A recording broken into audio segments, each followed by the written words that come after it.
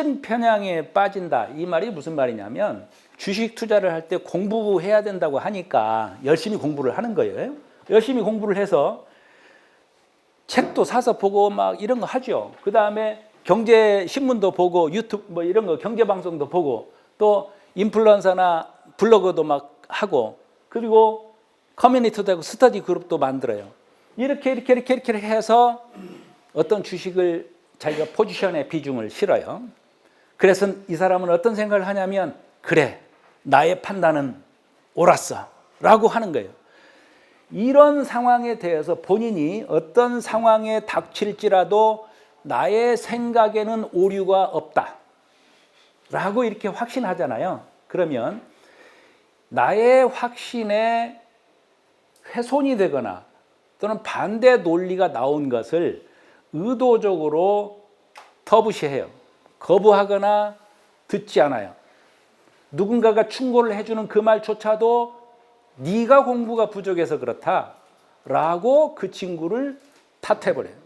이게 바로 이제 확증 편향인데 이 확증 편향에 빠져버리면 아주 큰일 날 상황이 되는 이유는 주가가 30%, 40%, 50% 빠지는데도 안 팔아요.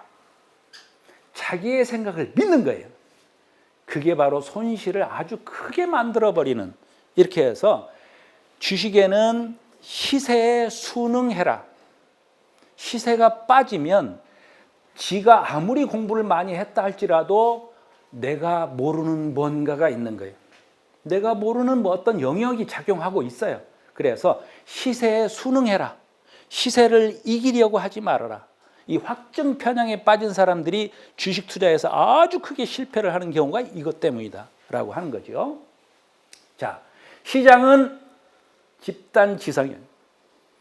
대한민국에서 박사학위, 석사학위 많잖아요.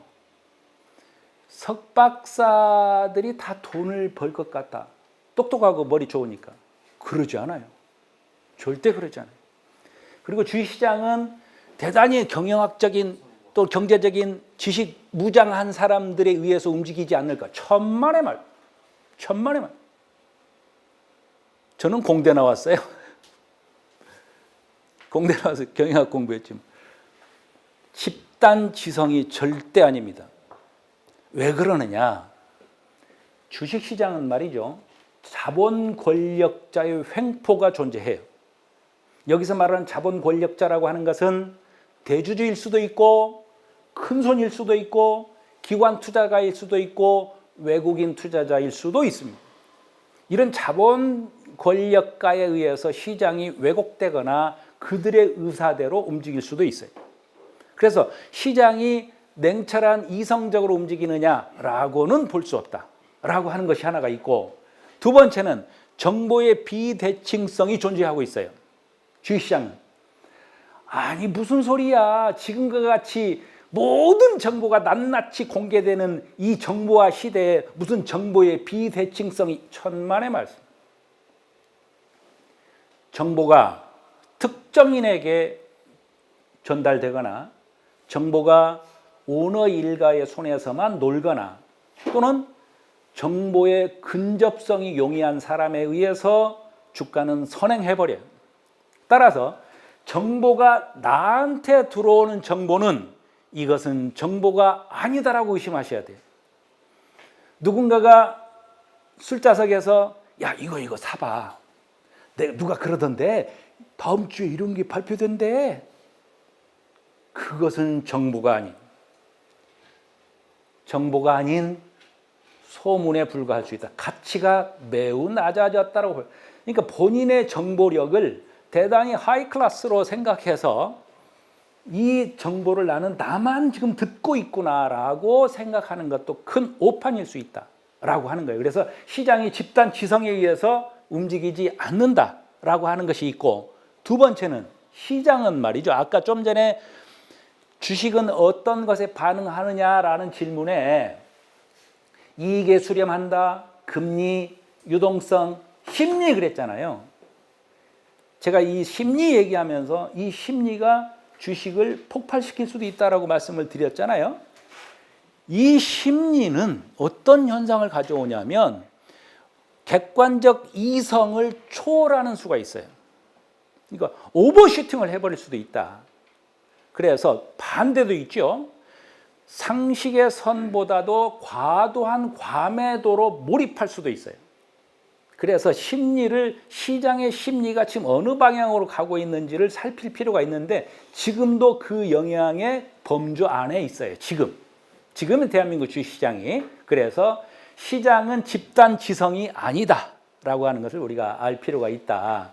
자, 어디서 많이 보던 글자가 나왔어요. 여기 함정이 있어요.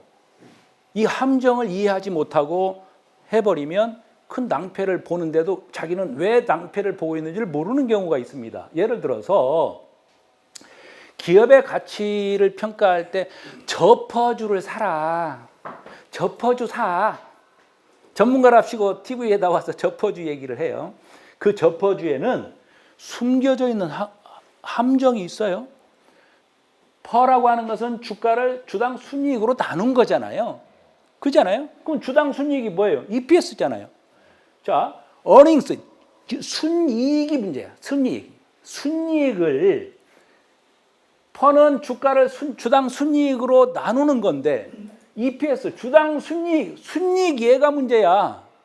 이 순이익이 비현금성 비용, 감가상각이랄지 이런 게 반영이 회계상으로 됐을 때 왜곡을 가져와요. 회계 장부에 왜곡이 있다. 자, 반대가 있어요. 일시적인 영업이익이나 또는 일회성 비용도 있을 수 있고요. 그래서 미래 성장성을 퍼가 완벽하게 반영하고 있다. 이렇게 보기는 어려울 때가 있어요. 자, 한번 그래프를 한번 볼까? 또 이런 것도 있어요. 재무제표를 보니까 부채가 많아요. 형이가 여행사를 크게 한다고 해봅시다. 정읍 여행사를 해요. 내가 대한항공, 아시아나항공이야. 좀 낱장으로 파는 게 아니라 형이한테 10,000장, 5,000장을 미리 팔아서 미리 돈을 받고 그러면 항공사 입장에서는 베트남 항공권 300장을 형이한테 팔았어요. 그럼 항공사 입장에서는 베트남으로 가는 거에 항공사 입장 안전적인 저기가 될 거예요. 그래서 여행사한테 항공권을 선 판매를 해요. 이걸 선수 수익이라고 그래요. 내가 배를 만들어요. 배는 3년, 4년, 5년에 걸쳐 만드는데 금액이 막 2조 막 이래요. 조 단위야. 그러면 처음에 선수금을 받아요. 돈을 좀 받아야 뭘 자재도 사고 용접도 할 거 아니에요. 선수 수익이나 선급금 이걸 받는 것을 부채로 표시되거든요. 그런데 재무제표를 보고 부채가 많네 라고 보시면 안 된다. 그래서 이 퍼라고 하는 거에는 함정이 존재하고 있다는 것을 꼭 알 필요가 있다라고 하는 거예요. 자, 그럼 실제 주가가 싸다 비싸다 우리가 이 얘기를 할 때 이거 당연한 얘기 아닙니까? 올레디 칼라 테레비가 10만 원이고 모나미 볼펜이 10,000원이면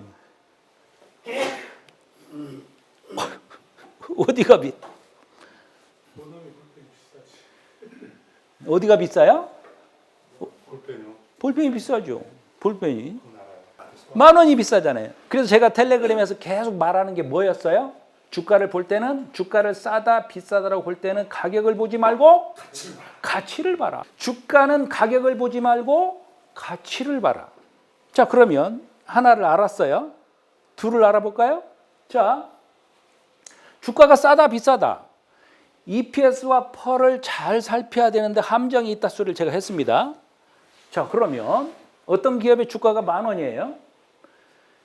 이 기업이 해가 갈수록 순이익이 굉장히 쌓인다고 봅시다. 순이익이 늘어나요.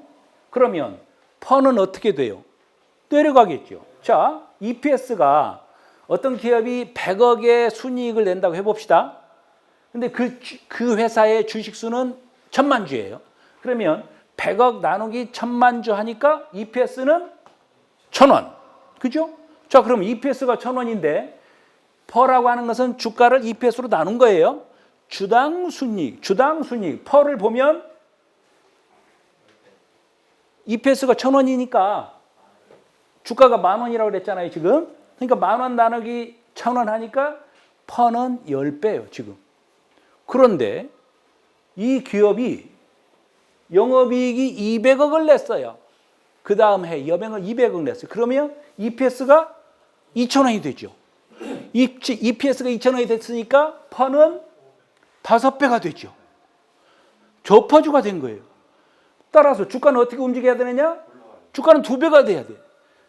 2배가 돼야 되는데 사실은 그렇지 않아요. 사실은 이렇게 주가가 이렇게 되잖아요. 아까 제가 이 EPS에 함정이 있다 소리 했잖아요. 영속적인 영업 추세가 있는 것이 아니라 일회성 영업이익이 있는 것을 살펴야 된다 소리 했잖아요.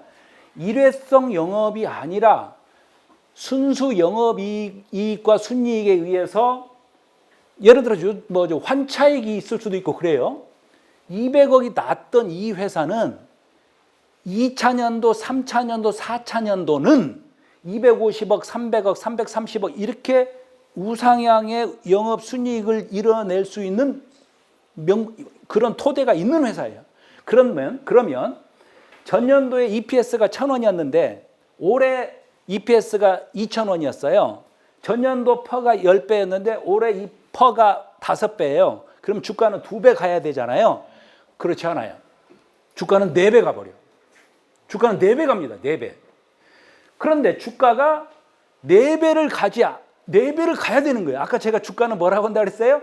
미래 이익에 수렴한다. 여기서 미래는 대한민국 주식은 미국은 더해요. 대한민국 주식은 최소 3년치를 끌어올 수도 있어요. 성장 산업은. 그러면 3년 후면 얘가 300억, 400억이 수익이 될 수 있어요. 400억이라고 한다면 퍼는 1, 2 수준으로 떨어져 버리는 아주 초저퍼주가 될 수 있어요. 따라서 주가는 2배가 아니라 4배 이상 간다. 그런데 주가를 봤더니 10,000원짜리 주가가 4배는 고사하고 15,000원을 하고 있더라. 예를 들어서. 그러면 이거 엄청 주가 싼 거예요, 지금. 이 주가가 싸는 거다, 이게. 라고 하는 주가가 싸다, 비싸다를. 그런데 이 주가를, 그래프를 보여줬더니, 이거 많이 올랐네. 50%나 올랐구만. 그건 엄청나게 지금 이것을 못 보고 있다. 지금 굉장히 싼 거예요, 지금. 이 주가가. 예를 들어서, 삼성전자 주가가 지금 엄청나게 이렇게 하고 있잖아요. 삼성전자 주가를 이 공식으로 대입하면 아직도 싸다. 이렇게 볼 수도 있는 거예요. 지금 전문가의 의견에 각자 좀 갈리기는 하지만 작년도 영업이익의 거의 2배에서 뭐 2.5배를 영업이익 한다고 하잖아요. 그렇게 따지면 삼성의 주가는 이게 지금 계속 떨어지고 있다. 지금도. 라고 하는 건데 3년치를 끌어당기면 어떤 교수는 카이스트의 김정호 교수는 2028년도에 하이닉스하고 삼성전자가 영업이익이 1,000조를 할 거예요. 1,000조. 그래서 주가가 싸다 비싸다라고 하는 것은 미래의 수익 구조를 파악하고 이 EPS와 퍼의 함정을 살필 능력이 있어야 된다. 이게 없으면 안 된다. 주식 투자는 누가 돈을 버느냐? 공부하는 사람이에요. 정말로 공부를 해서 아까 말씀드렸어요. 어떻게 공부를 해야 되느냐? 그 산업의 섹터를 공부할 뿐만 아니라 그 기업의 미래 성장성에 대해서 그 기술의 미래의 기술적 해자, 기술적 경쟁력을 가지고 있는지를 꼼꼼히 파악해야 된다라고 말씀을 드렸습니다. 만약에 내가 이렇게 열심히 공부할 능력이 안 되거나 시간이 안 되면 이렇게 공부한 따라다니. 가방이라도 들어주고. 정말로 요즘의 주식시장은 공부하는 사람들이 승리하는 시대로 접어들고 있어요. 시장이 커지니까 어쩔 수 없는 거예요. 자, 적절한 레버리지를 활용해라. 화투에서 돈을 많이 벌려면 3점 났어요, 지금. 뭐 먹어도 그렇지. 역시. 그렇지. 역시 원략. 상황을 보고 원고했어요. 그 다음에 어떻게 해요? 원고했어요. 한 바퀴 돌았어요. 그렇죠. 다시 한번 살펴야지. 고, 원고, 투고, 쓰리고는 수익의 극대화를 위한 나의 의사결정이에요. 그런데 여기서 중요한 것은 원고, 쓰리고를 하는 과정이 면밀한 판세 분석을 해야 된다. 지금 시장의 유동성이 어떻게 됐고 중앙은행의 금리는 어떻게 되고 있으며 지금의 환율, 미래 성장성 모든 판세를 분석해서 내가 투고, 쓰리고를 해야 된다. 그냥 3점 났다고 수습해버리면 돈을 벌 수가 없다라고 하는 건데 이 레버리지를 언론에서 무턱대고 위험하다고 합니다. 그것은 언론의 속성상 공익적 차원에서 하는 멘트고 수익을 극대화하려면 적절한 레버리지는 반드시 필요하다. 자, 적절한 레버리지를 할 때 이것은 외국계 증권사들이 많이 하는 건데요. 예를 들어서 내가 삼성전자를 10,000주를 샀는데 신용 그중에 뭐 50%는 1억을 증권회사한테 1억 빌려서 2억 가치 삼성전자를 썼다고 가정합시다. 근데 수익이 30%가 났어요. 2억 가치 샀죠. 1억은 증권사한테 빌린 거예요. 30% 수익이 났어요. 외국계 증권사는 반드시 스윙하라고 합니다. 내일 올라갈 것 같은데? 모레도 올라갈 것 같은데? 이게 올라갈 것 같은데? 왜 여기서 만져요? 괜히 계속 갖고 있어야지. 신용, 현금이면 관계가 없는데 신용인 경우에는 여러분 그렇게 한번 해보십시오. 그러면 수익이 극대화될 거예요. 신용인 경우에 30% 수익이 났잖아요. 2억에 3천만 30%니까 6천만 원의 수익이 났잖아요. 지금 팔아요. 그러면 수익 요 6천만 원이 나의 본전으로 와요. 그러면 1억 6천인데 본전이야. 그리고 신용을 또 받아요. 어떻게 받느냐? 1억 6천에 곱하기 2배니까 3억 2천을 사는 거예요. 이걸 이제 신용의 수익 매매 트레이딩이라고 하는 건데 외국계 증권사들이 많이 해 이걸. 여기에는 이 종목에 대한 확신을 가지고 있고 적절한 타이밍을 선정해야죠. 오늘 팔았는데 내일 상가 쳐버리면 안 되지. 적절한 타이밍을 선택해서 수익 매매하는 건데 만약에 수익을 저는 얘기를 했습니다. 지금 수익을 얘기했는데 빠진 때 현금보다는 신용을 먼저 팔아야 돼요. 그래서 손실을 줄여야 되니까 그런 건데 여기서 신용을 내가 10,000원에 샀어요. 10,000원에 샀어요. 그런데 9,000원이 됐어요. 1억을 10,000원에 사서 9,000원이 되니까 10% 손실이잖아요. 그러니까 내가 이걸 팔면 내 통장에는 9천만 원이 들어올 것이다. 1억을 샀어요. 10,000원에 1억을 샀어요. 1,000원이 빠져버렸어요. 10%가 빠졌어요. 그래서 팔았어요. 신용이에요. 팔았어요. 내 통장에 9천만 원 입금돼요? 아니, 떨어지. 얼마가 입금돼요? 이자 빼고 뭐 해서 한 이자? 이자? 그 대략 이자 또 수수료. 이자 수수료는 사실상 그렇게 크지 않아요. 뭐 짜잘한데 훨씬 더 많이 깨져요. 왜 그러냐면 10,000원에 1억을 뭐 빌려서 샀어요. 증권에서 빌려서. 그러면 내가 매도했을 때 9천만 원이 들어오잖아요. 여기서 증권사가 빌려줬던 원금을 먼저 가져가. 원금을 가져가고 그 다음에 수수료와 이자를 가져가니까 10,000원에 사서 10% 손실 나서 팔아서 9천만 원, 왜 8,700만 원밖에 안 들어와? 이것은 신용의 메커니즘을 몰라서 그러는데 대한민국 제가 35년 동안 상담을 해보면 이 메커니즘 이해하지 못한 사람들이 너무 많아서 어떤 일이 발생하냐면 신용을 들고 있는데 제가 뭐라고 그랬어요? 주가가 하락하면 현금보다는 신용을 먼저 팔아야 하는 이유가 여기에 있는 거예요. 여기 아주 중요한데 이렇게 생각하는 거예요. 20%, 30% 빠져. 모르겠어. 지금 40% 깨졌는데 신용이에요. 40% 깨졌는데 그래 40% 그냥 손해 1,000만 원에 말씀. 1,000만 원밖에 안 남아. 1,000만 원밖에 안 남아. 그러니까 자살하는 거예요. 놀래버리는 거예요. 그래서 신용의 메커니즘을 몰라서 자기는 현금으로 샀을 때 30%, 40% 빠지면 40% 손해나는 것을 생각을 했는데 신용은 안 그런다. 그래서 막상 팔고 나서는 내 잔고가 확 줄어버린 걸 보고 충격받아. 그래서 신용을 살 때 아까 레버리지를 활용해서 원고, 투고, 쓰리고도 좋지만 반대도 이 신용은 아주 민감하게 신경을 써야 된다. 그리고 신용을 사서 올라갈 때는 한 번씩 스윙을 해줘라. 제가 스윙을 해서 극대화 시켜준 사람들이 있어요, 지금. 그래서 이거 꼭 알고 계셔야 돼요. 자, 쉬는 것도 투자다. 원략. 현금을 들고 있을 때 불안감을 느끼고 있다라고 하는 사람은 10% 중독자. 10% 주식의 중독자예요. 그래서 때로는 확신이 없거나 시장에 명확한 시그널을 느끼지 못할 때는 현금이 돈이다. 현금이 오히려 낫다라고 하는 것을 기억할 필요가 있습니다. 자, 차트를 맹신하지 마라. 이거 지금 어떤 차트일 것 같아요? 삼성전자. 그렇죠. 삼성전자.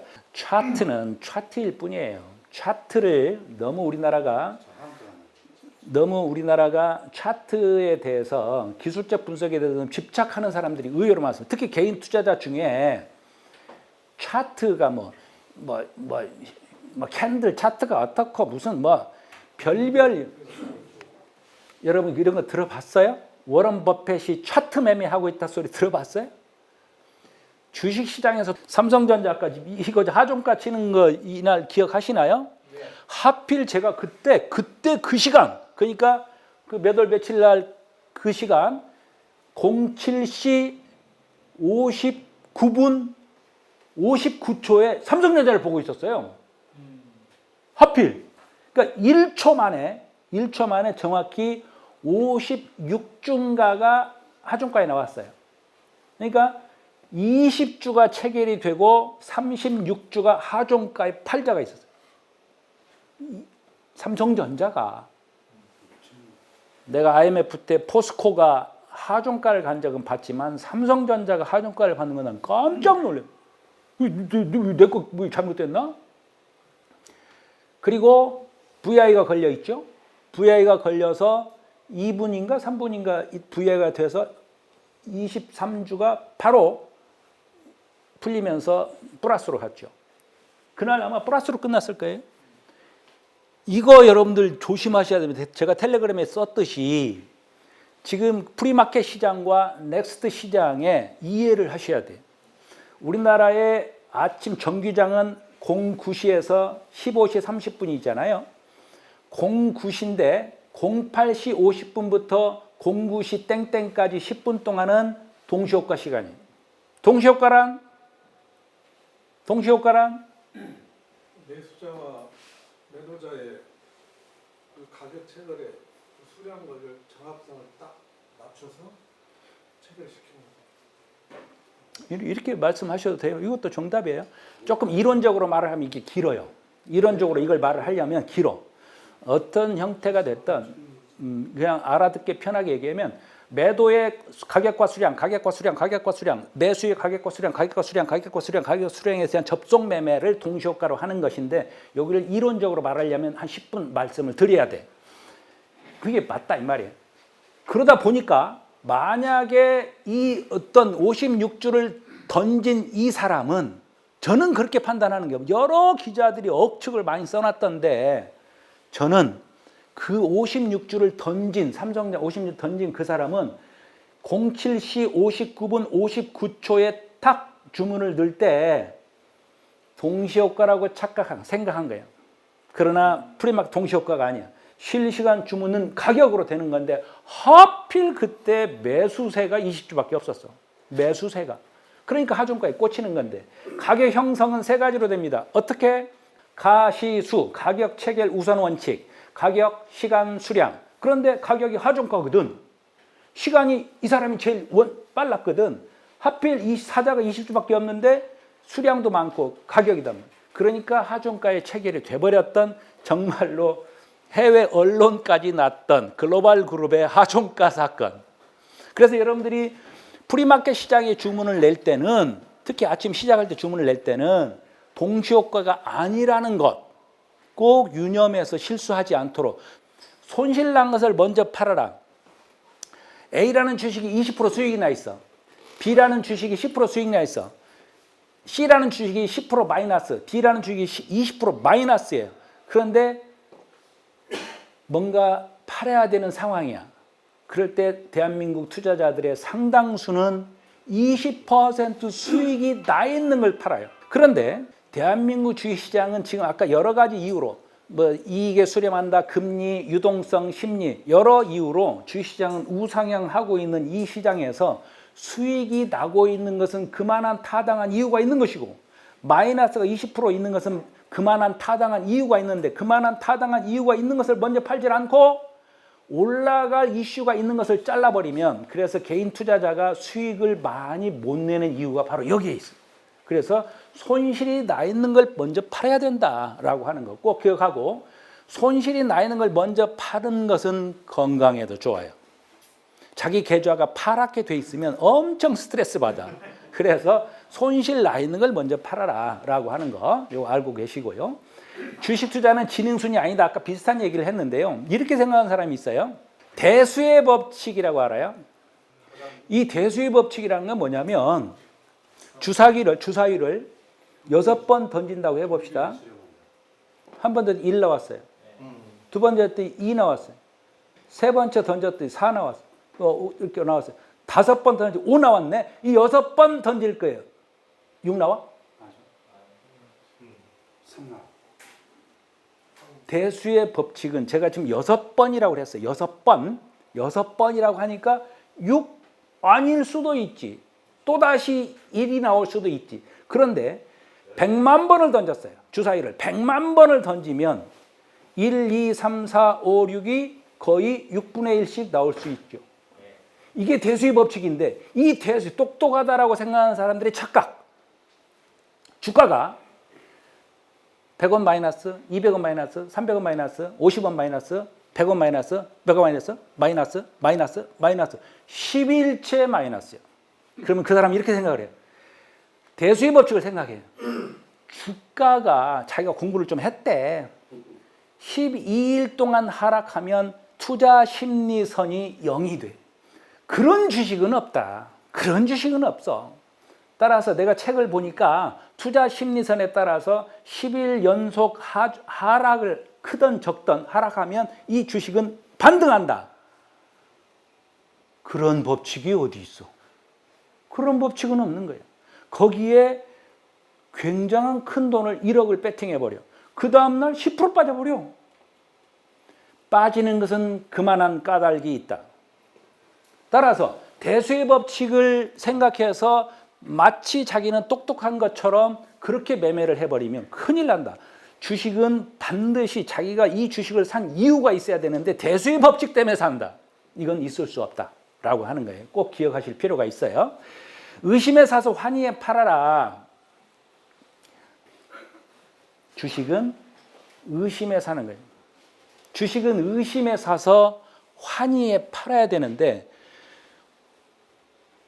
확신을 가지려면 대가를 지불해야 돼. 나는 확신일 때 주식 사겠다. 그러면 대가를 내야지. 확신에 따른 대가. 내가 의심스러울 때 10,000원에 살 수 있었던 것을 확신을 갖고 살려면 30,000원에 사야지. 그게 의심의 주식을 사야 한다라고 하는 거죠.